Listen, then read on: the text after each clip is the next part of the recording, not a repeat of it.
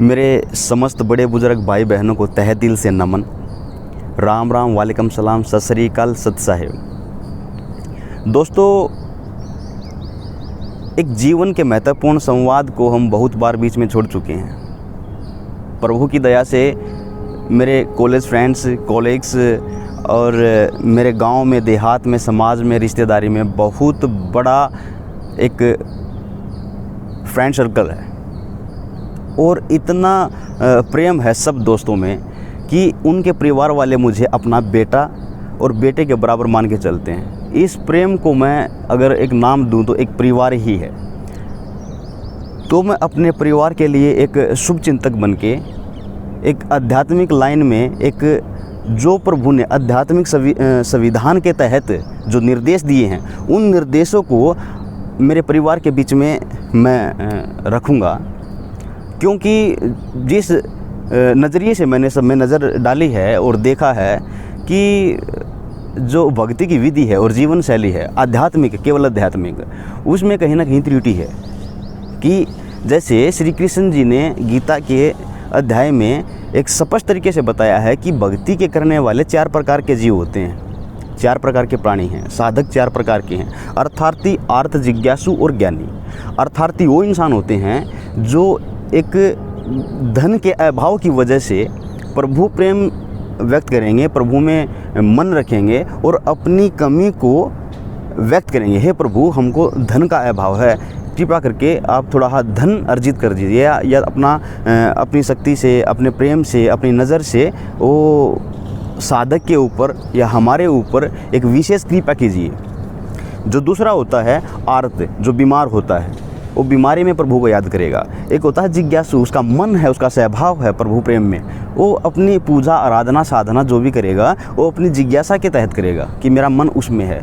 और चौथा प्रकार का होता है, प्रभु ने बताया है कि होता है ज्ञानी, कि ज्ञान की जांच और पड़ताल वो सर्वदृष्टि से देख के और सबसे उत्तम जो होगा उस उत्तम रास्ते को ही चूज़ करेगा, उसी को ही अपनाएगा और उसी रास्ते पे जाके उस भगवान के निर्देशों का पालन करके उस प्रभु प्राप्ति के लिए, उस प्रभु प्रेम को पाने के लिए निरंतर कोशिश करता रहेगा।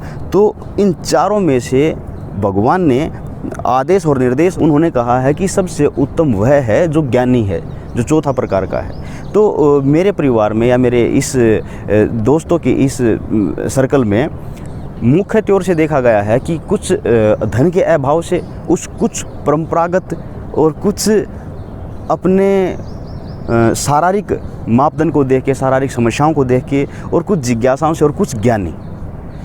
तो उनका पूरा का पूरा समावेश करके जो भगवान ने संविधान दिया है, आध्यात्मिक संविधान दिया है, उस संविधान के निर्देशों का पालन करते हुए, उन पर नज़र डालते हुए मैं अपने परिवार में इन विचारों को व्यक्त करना चाहता हूँ। क्योंकि एक परिवार के सदस्य का मुख्य कर्तव्य होता है ये कि वो अपने परिवार के लिए, अपने परिवार की खुशहाली के लिए या उनके दूरदर्शिता को देखते हुए उनके लिए हितकारी कदम उठाए।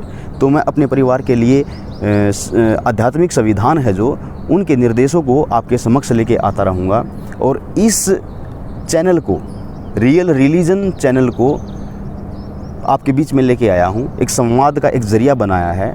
और हर एक निर्देश को, हर एक कदम को कदम ताल करते हुए, निरंतर चलते हुए आपके बीच में इस महत्वपूर्ण संवाद को लेके आऊँगा और अपने परिवार के लिए एक हितकारी कदम और अपना फ़र्ज़ अदा करने के लिए मैं तैयार हूँ। और तो रियल रिलीजन चैनल को सब्सक्राइब कीजिएगा।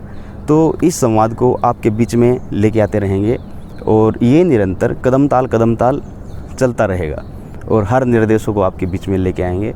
और क्योंकि रास्ता एक आईएसओ मार्ग यही है कि जो संवैधानिक आध्यात्मिक संविधान बना है उसका पालन कर कर ही हम उस पूर्ण परमात्मा तक पहुंच सकते हैं, उसके प्रेम को पा सकते हैं। और चाहे हम अर्थार्थी हैं, आर्त हैं, जिज्ञासु हैं, ज्ञानी हैं, तो उनमें से सबसे महत्वपूर्ण ज्ञानी बताया है। तो ज्ञान को आपके बीच में लेके आते रहेंगे जो परमात्मा ने निर्देश दिए हैं। तो उम्मीद करता हूँ कि ये जो एक महत्वपूर्ण कदम है आपको भी अच्छा लगा होगा और निरंतर इन बातों को, इस संवाद को आपके बीच में लेके आएंगे। तो इंतज़ार कीजिएगा हमारा अगला कदम के लिए। जिससे हम इस ज्ञान के सागर में जाएंगे। और तो दोस्तों इंतज़ार कीजिएगा नेक्स्ट वीडियो का। मिलते हैं नेक्स्ट वीडियो में। ओके।